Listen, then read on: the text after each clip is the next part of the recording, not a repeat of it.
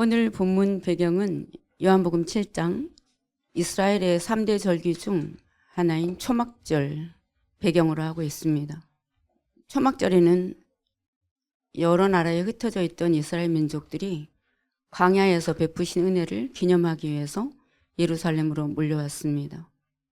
두 가지 특별한 행사가 있었는데요. 첫 번째는 매일 실로암에서 물을 길어와서 제단에 물을 붓는 관제의식이 있었습니다.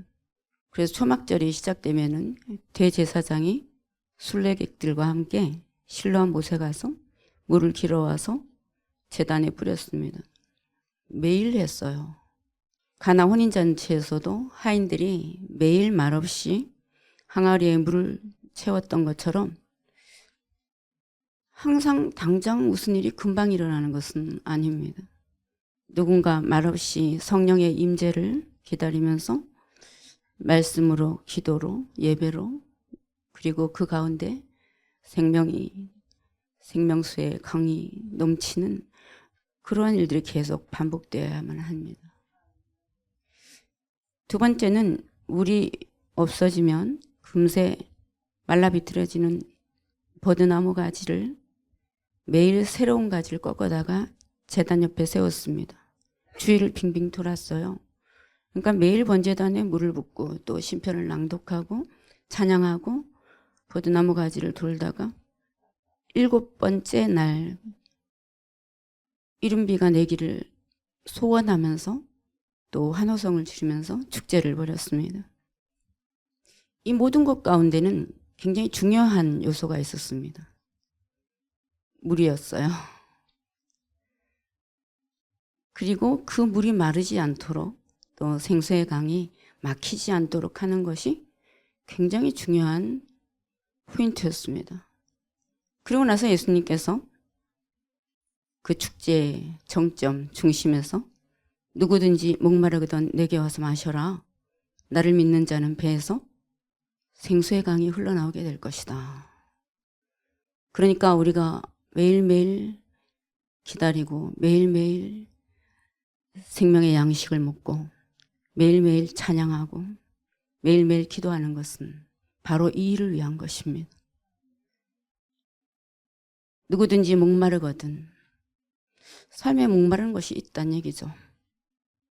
만약에 목마르지 않고 늘 촉촉하고 늘 살만하고 그렇다면은 아마 이 말씀이 의미가 없는지도 모르겠어요. 그런데 우리의 삶에는 언제나 목마른 것이 있습니다. 그럴 때 그 목마름과 결핍과 그러한 환경에 주목하지 말고 내게로 와라. 나를 마셔라. 나를 믿는 자는 너희들의 배에서 생수의 강이 흘러 넘치게 될 것이다. 그러니까 목마른 상태를 분별하는 것, 그리고 그 순간 멈춰서 영생의 물을 길어서 내 안에서 생수의 강이 넘치도록 흐르도록 하는 것. 우리들의 신앙생활 속에서 이것이 늘 충만하게 되기를, 또 반복되기를, 그리고 그것이 분명하게 분별되기를 축복합니다. 이 모든 축제의 굉장히 중요한 포인트는 생수를 계속 길어올 수 있도록 하는 것이었습니다. 초막절에 굉장히 중요한 이 길어오르는 물은 성밖에서 기온섬에서 성안 실로암까지 물터널, 그러니까 실로암 터널이라고도 부르고 히스기야 터널이라고도 부르는 그러한 사건과 연결이 됩니다. 히스기야 왕 14년은 아수르 왕이 산에 쳐들어왔어요. 비문에 이렇게 써 있었습니다. 유다의 성 46개의 성을 취하고 히스기야를 새장 속에 한 마리 새처럼 다 봉쇄했다. 그는 도간의 쥐처럼 되었다. 완전히 패배했습니다. 이스라엘 백성들과 히스기야 왕은 전쟁하기도 전에 사실은 이미 진싸움을 하고 있었어요. 내 경험이 있고 두려움이 있고 전쟁에 대한 계산이 있었습니다. 그러니까 목숨이라도 살아야겠다. 전쟁을 할 생각을 하지 않고 계산이 끝난 상태로 아수르 왕이 요구를 했는데 은 300달란트, 금 30달란트, 성전의 금까지 모두 뜯어서 바치는 그런 일이 일어났습니다. 굉장히 비참하게 항복을 했죠. 거기에는 뭐가 있었냐면은 계산해 보니까 분명히 진다라는 그런 믿음이 있었습니다. 근데 그렇게 해서 그 적국이 보호를 하냐 그런 것이 아니고 돌아가는 척하다가 다시 돌아와서 라기스에 진을 치고 예루살렘을 완전히 포위했습니다. 그 사이에 어떤 전략이 하나가 있고 그 다음 상황이 또 이제 벌어지게 됩니다. 예루살렘에서 40km 정도 되는 곳에 적군이 진을 쳤습니다. 성경은 굉장히 구체적입니다. 구체적인 거리, 구체적인 지명, 구체적인 각도. 우리가 만약에 성경을 굉장히 막연하게 읽고 있다면 우리의 삶에서 굉장히 구체적으로 어떻게 적과 싸워야 되는지 그리고 어떻게 승리해야 되는지 잘 모를 수 있습니다. 우리의 적은 어디에 위치하고 있나요? 여러분 그것이 몇 킬로미터 전방에 있는지를 알고 계십니까? 내 삶에서 수시로 적이 어디에서 출몰하고 있나요?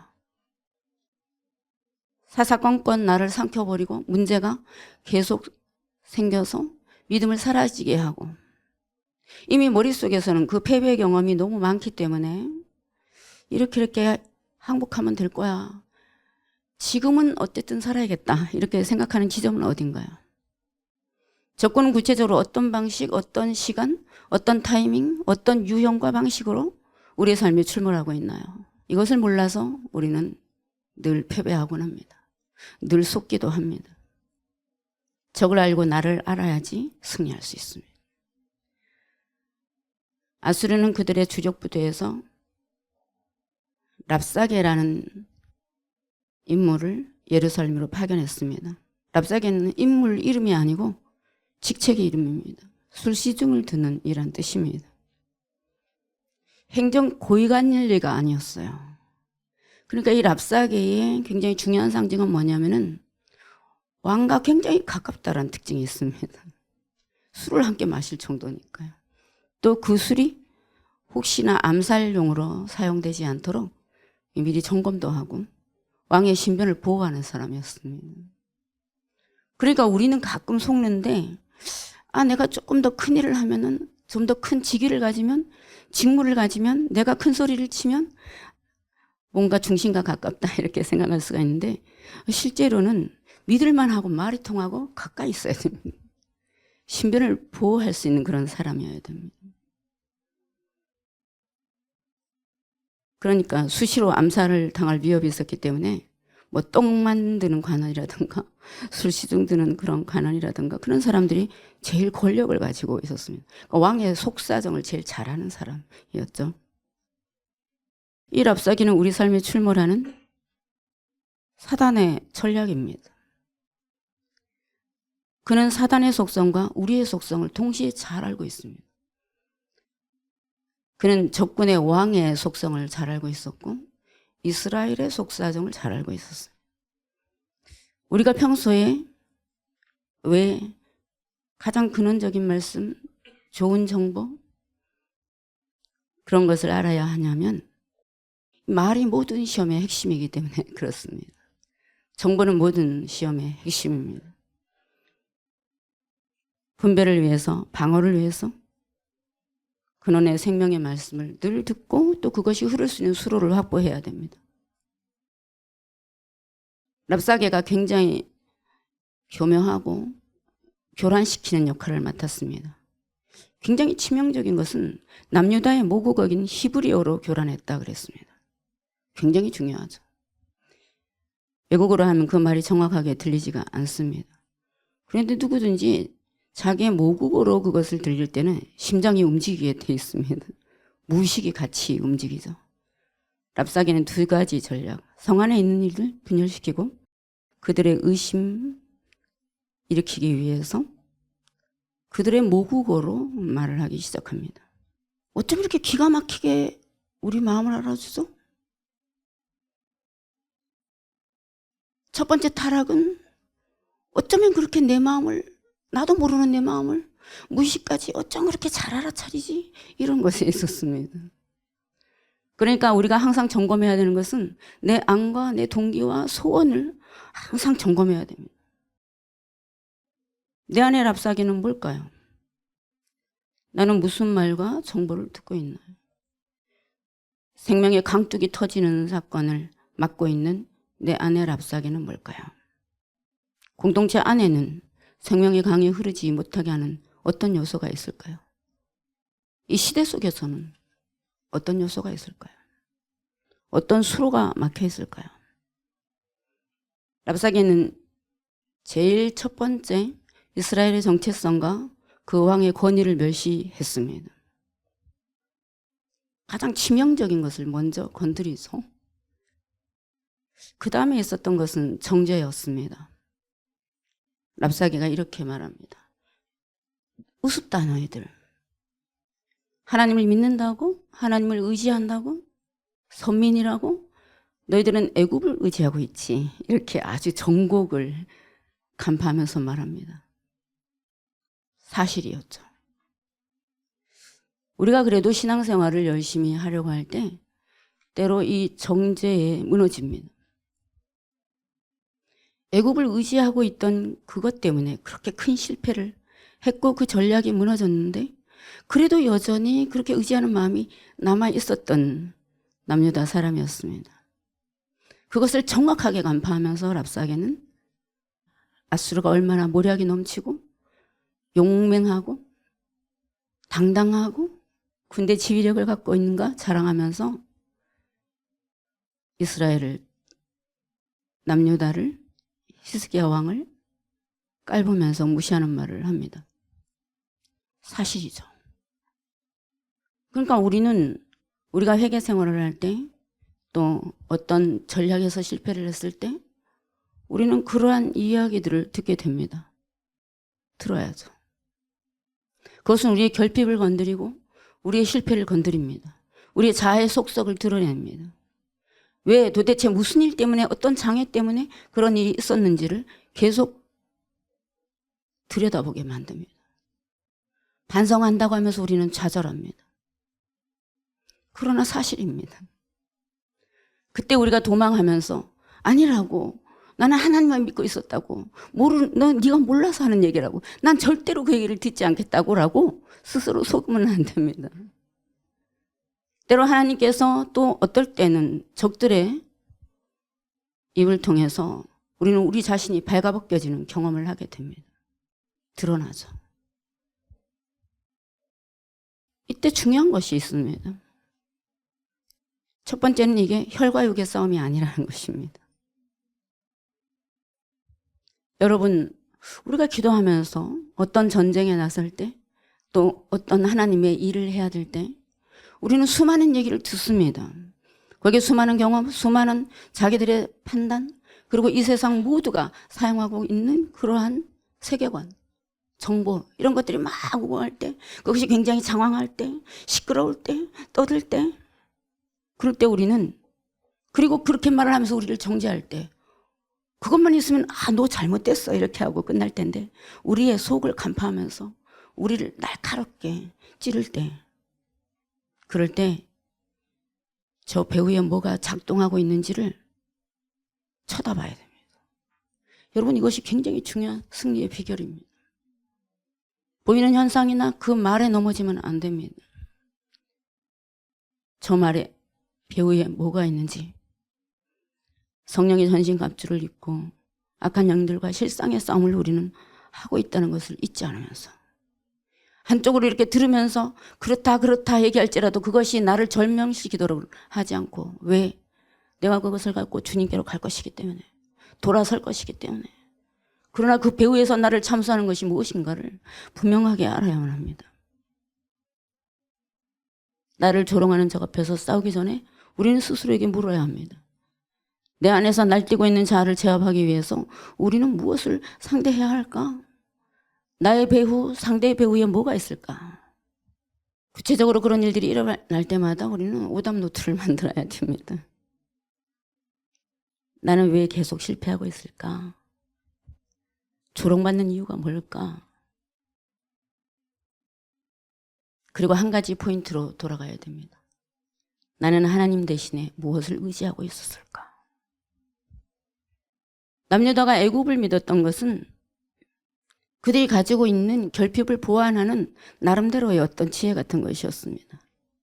그들은 힘을 간절히 바랬는데 그것이 없었습니다.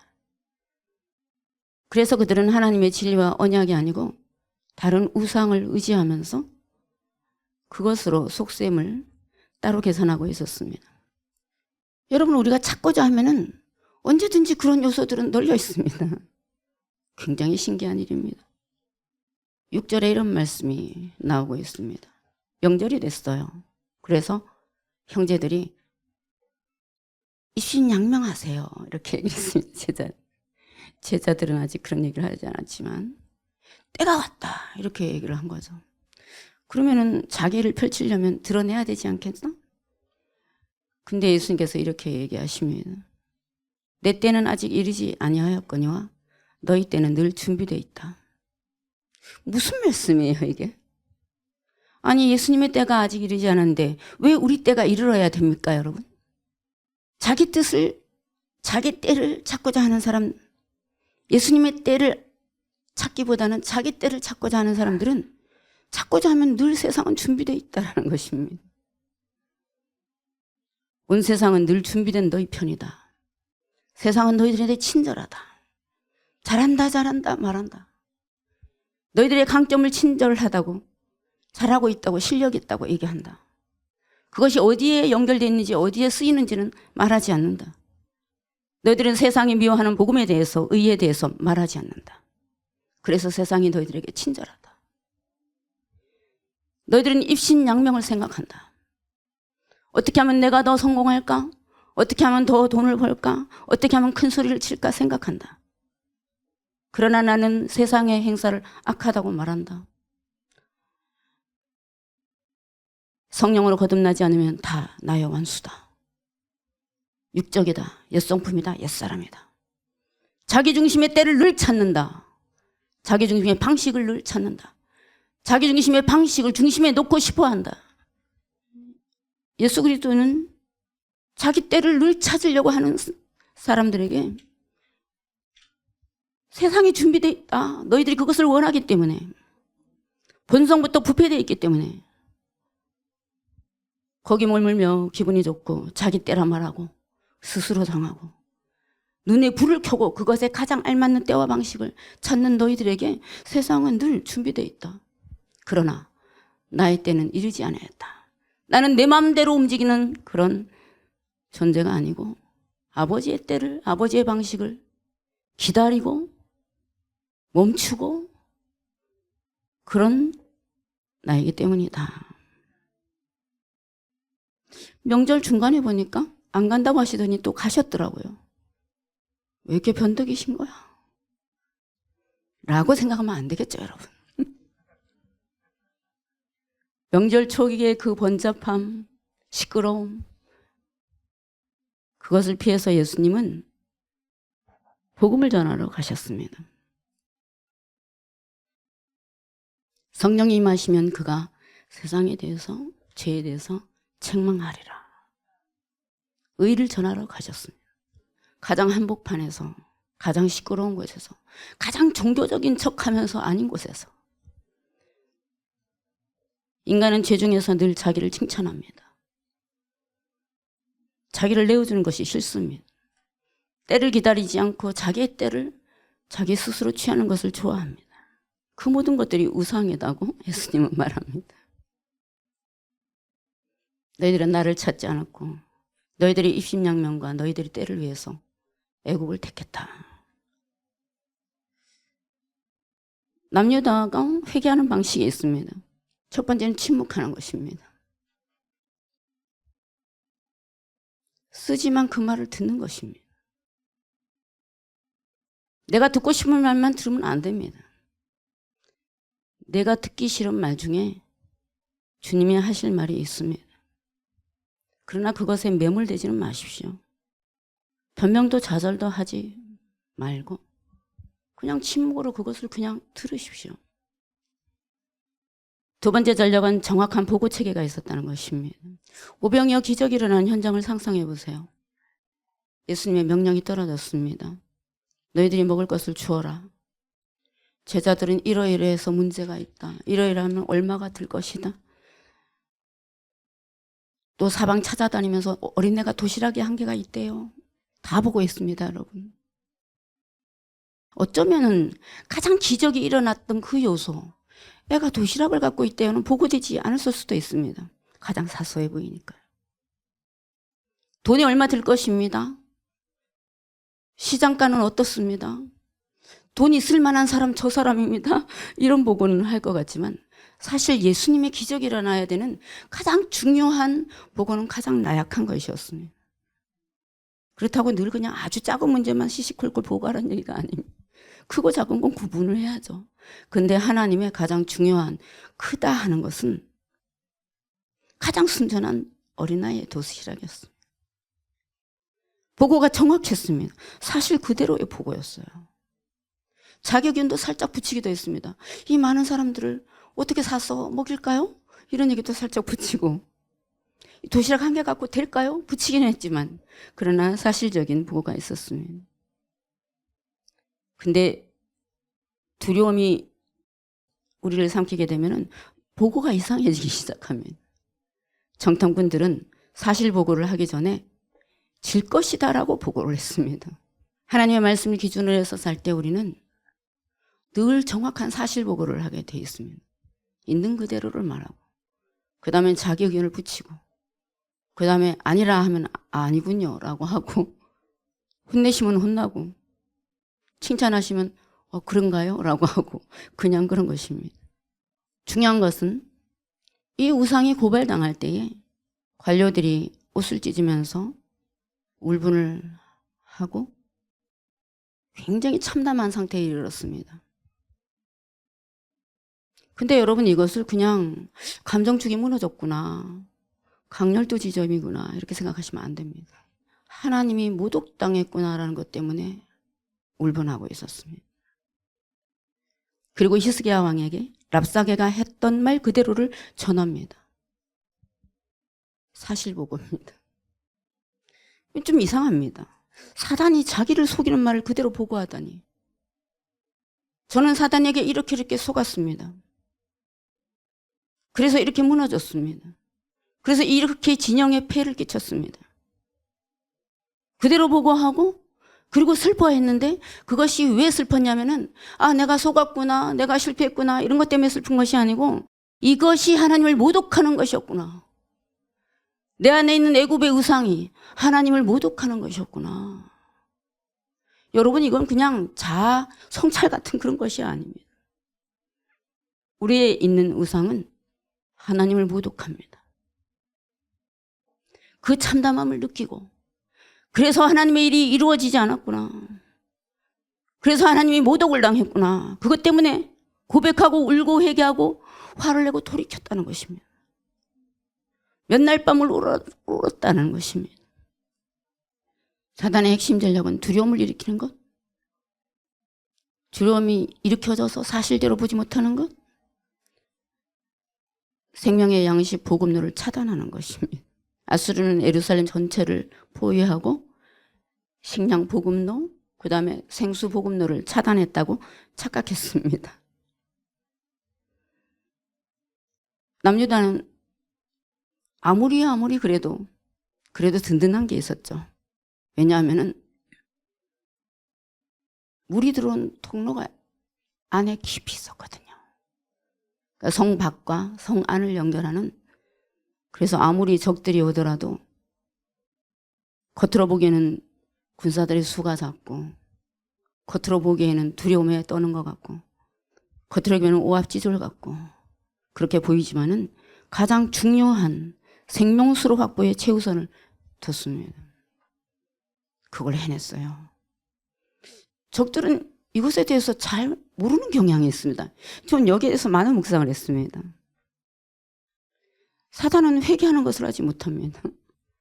새들은 내 안에 깊은 생명의 수로를 확보하는 것에 대해서 잘 모릅니다. 겉의 현상을 보고 또 그것을 보고 판단하는 것에 아주 굉장히 길이 익어 있는 것 같습니다. 생명의 방식, 예수님의 방식, 그것을 우리의 삶에 가장 먼저 가장 깊게 그렇게 단단하게 뿌리 내릴 때에 우리의 삶에서 참패하는 지점이 끊기고 하나님의 새로운 승리가 일어날 줄로 믿습니다. 아수르는 교만했습니다. 세상 방식은 교만에 기초하고 있습니다. 복음로를 차단했으니까 시간 문제야 이렇게 생각했습니다. 그러나 남녀다는 생수의 터널이 있었습니다. 그것만 있으면 사는 것이었어요.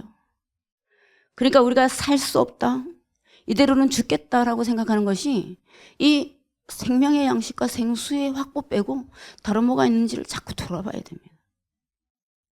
자꾸 돌아보다 보면은 내 안에 애굽의 우상이 있구나, 다른 것을 의존하는 것이 있구나라는 것을 알게 됩니다. 우리의 삶에 수많은 적들이 에워싸고 있습니다. 우리가 만약에 하나님의 복음을 전파하고 하나님의 의대로 살고자 하면은 꼭 풀 것입니다. 그러나 우리가 두려워하지 않을 것은 우리 안에 깊은, 내면에 깊은, 내 안에서 생수의 강이 흘러넘치도록 하는 수로가 막혀있지 않다면 여러분,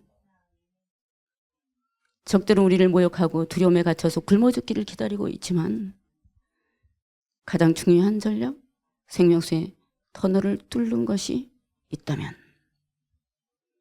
적들의 고발과 모국어로 모욕하는 그것을 견디는 힘, 내 안에 생수의 강이 흐르리라, 그 말씀입니다. 중요한 많은 일들이 생명의 통로를 열어놓고 꿋꿋이 지키고 버티는 일로 대부분 됩니다. 꼭 경험하시기 바랍니다. 여러분은 무엇을 지키고자 하십니까? 실로암 샘에 물이 마르지 않도록 터널이 계속 막히지 않게 지켜야 합니다. 적들은 그 비밀을 몰랐습니다. 그러나 그 생명의 물이 안에서 계속 흐르는 사람은 침묵하고 견디고 고발당하고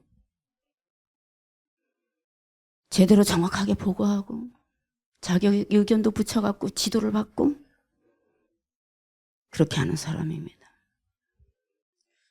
오늘 또 본문, 예수님이 명절 중간에 가셔서 하늘을 보니까 자, 뜻을 펼치세요 이렇게 사람들이 얘기했는데 예수님이 가신 걸 보니까 뜻을 펼치러 가신 건 아닌가 봐요. 입신양명을 한다던가 뭔가 지금 물이 들어올 때 배를 젓자 그런 건 아니었나 봐요. 그분은 성전에 올라가셨습니다. 복음을 전하러 가셨습니다. 세상이 듣기 싫은 말, 그러나 꼭 들어야 될 사람이 꼭 듣는 말, 그거죠. 누룩과 거짓 교훈이 가득한 그곳으로 생명의 말씀을 들고 올라가셨습니다. 15절에 보니까 반응이 요상합니다. 저 사람 배우지 않았는데 어떻게 할까? 여러분, 여기에 방점은 어머 어떻게 할까에 있지 않습니다. 앞에 있죠. 배우지도 않았는데 초점이 거기 있습니다. 멸시를 합니다. 기이하다. 예수님이 대답이 이렇습니다. 너희들은 이런 것이 있으려면 뭐뭐뭐뭐가 있어야 된다 하고 그것을 소유해서 뭔 일이 일어나려고 한다. 그러나 나의 경우는 내 것이 아니다. 우리의 뜻과 우리의 정성과 우리의 의도는 우리의 소유가 아니군요. 여러분 정확하십니까? 나의 뜻은 나를 보내신 이의 뜻입니까, 여러분? 그렇기 때문에 그 말씀은 명문 학교를 나와서가 아니고 사울처럼 목수에게서 나왔습니다. 아무것도 아닌 자라는 고백 위에 하나님의 교훈이 서 있었습니다. 내 것이 아니다. 내 소유가 아니다. 나를 보내신 이의 것이다. 나는 그의 소유다. 나를 택하신 이의 것이다. 우리를 비전 삼으신 택한 자의 뜻이다. 예수님은 자신을 아버지의 근원과 별개로 생각하지 않았습니다. 이상해요. 우리들은 이상하게 자꾸 구분을 하려고 그럽니다. 나는 너와 달라. 나는 너보다 더 나아. 아니면은 또 굉장히 겸손한 척하면서 이 근원과 연결시키는 것을 자꾸 끊으면서 세상에 기회를 주는 말을 자꾸 하려고 합니다. 그런데 예수님은 항상 연결시키고 이어서 말하라. 아버지의 뜻과 이름이 진리가 나의 뜻이 되기를. 주의 진리와 비전이 나의 비전이 되기를. 17절에 보니까 굉장히 중요한 말씀이 있습니다. 하나님의 뜻이 뭘까요? 우리들은 이렇게 생각합니다. A, B, C 중에 B거나 C일 거야. 그것도 아닐까? 그러면은 D가 어디서 오는 것일까? 이렇게 생각합니다. 그런데 하나님의 뜻을 간절히 원하고 그것을 행하려고 정말 애써보면 알게 된다는 것입니다. 여러분 간절히 원하십니까? 간절히 실천하기를 원하십니까? 하다가 안 되고 안 돼서 정말 그것을 위해서 기도하십니까? 그렇게 해보면 어디 수로가 막혔는지 뭐가 장애인지 네 뜻이 뭔지 알게 될 거야. 이런 것입니다. 간절함과 순종하는 실천이 중요한 거였네요. 그렇지 않은 사람들은 기도하고 기다리지 않습니다. 기도할 필요를 못 느낍니다. 언제나 자기가 찾고자 하면 세상이 그것을 받쳐줄 것이기 때문에, 아니면 없는 것을 파서라도 만들려고 하기 때문에. 모든 자기 계산이 돌아가는 곳마다 기도가 없습니다, 여러분.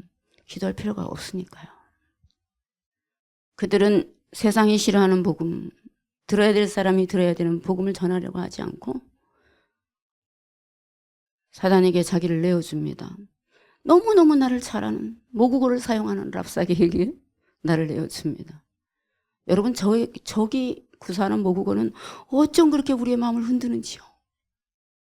어쩜 그렇게 잘 알아주는지요. 어쩜 그렇게 억울한지요. 어쩜 그렇게 또 달콤한지요. 우리가 만약 흔들리고 있다면 몰랐기 때문이 아닙니다, 여러분. 거짓말, 진짜 진리를 간절히 사모하면서 가슴을 치면서 울면서 그것을 실천하려고 하면서 해보니까 장애가 너무 많으니까, 내 안에 가로막는 것이 너무 많으니까, 수로가 넘쳐 흐르질 않으니까 울면서 기도하지 않았기 때문에. 여러분, 우리는 말 끝에 늘 붙어 있습니다. 기도하겠습니다. 요새 저는 그렇게 기분이 나빠졌습니다. 기도하면서 실천하세요. 기도하면서 조치하세요. 기도하면서 할 수 있는 것을 피 흘리면서 하세요. 그걸 안 해서 그렇습니다. 그래서 모르는 것입니다. 하나님이 당신의 뜻을 간절히 알기를 원하고 실천하고자 하는데 안 알려주실 리가 있습니까, 여러분? 그럴 리가 있나요? 우리 아버지께서 스스로 말하는 일은 기준이 자기입니다. 자기 영광을 구합니다.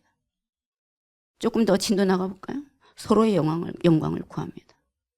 서로의 욕망을 부추깁니다. 협상합니다.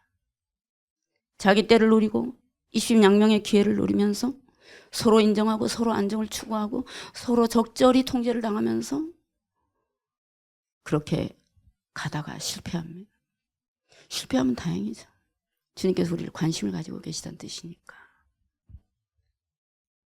그러나 주의 말이 자기의 말인 사람은 개인적인 사유 없이 하나님의 영광을 드러내는 일에만 전력합니다. 여기에 여러분 0.1%도 필요가 없습니다. 나머지는 하나님께서 하실 것이기 때문에. 그분께서 우리에게 뜻을 두셨다면 그분이 책임을 지시는 것을 꼭 경험하셔야만 합니다. 그러면 예수님께서 이렇게 말씀하실 것입니다. 네 속에는 사욕과 불의가 없구나. 사가 없구나. 내가 네 안으로 들어가 생명의 강이 흘러넘치도록 할 것이다. 아멘. 주님, 꼭 그렇게 되기를 원합니다.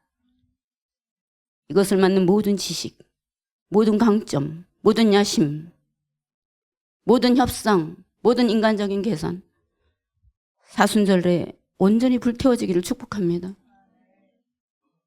그것은 진리가 흥황하고 죽고 사는 문제이기 때문에 그렇습니다. 우리의 삶에 끊임없이 영원한 생명의 수로가 막힘없이 흐르는 문제이기 때문에 그렇습니다. 우리가 살아야겠기 때문에 그렇습니다. 예수님께서 자신의 교훈에 생명이 넘치는 비결을 말씀해 주셨습니다. 이건 비결이 아니다.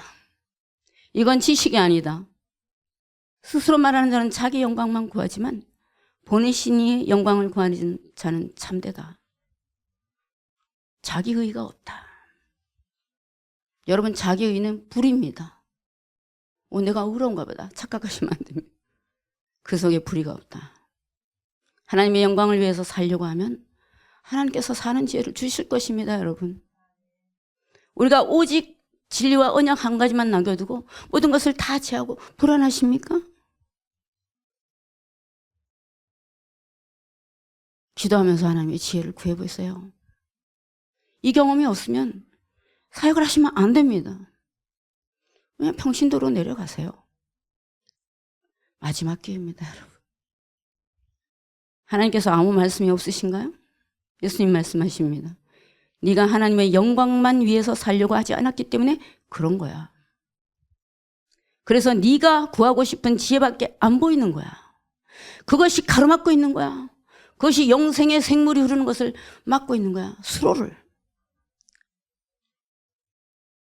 네가 진실로 하나님의 영광만을 위해서 살려고 한다면 길이 보일 거야. 생명이 가르쳐 줄 테니까. 이제 우리 사순절에 이 기도를 시작하겠습니다. 주보에 보면은 우리 표어도 그렇게 되어 있습니다. 언약의 자기 조직합니다. 자기 조직화 그러면 또 내가 뭔가 조직하나 보다 이렇게 생각하면서 계획을 짜지 마세요. 언약의 스스로 조직화를 해야 됩니다. 여러분, 그 신호를 알아듣는 게 제일 중요한 관점입니다. 스스로 안다고 말하는 모든 불의한 것들이 우리에게서 불태워지고 오직 하나님의 뜻을 알려고 하는 그 간절함과 기도와 최선과 그리고 우리 모든 것을 하나님께 맡기고 기다리는 그러한 경험이 있는 그런 사순절 되시기를 축복합니다.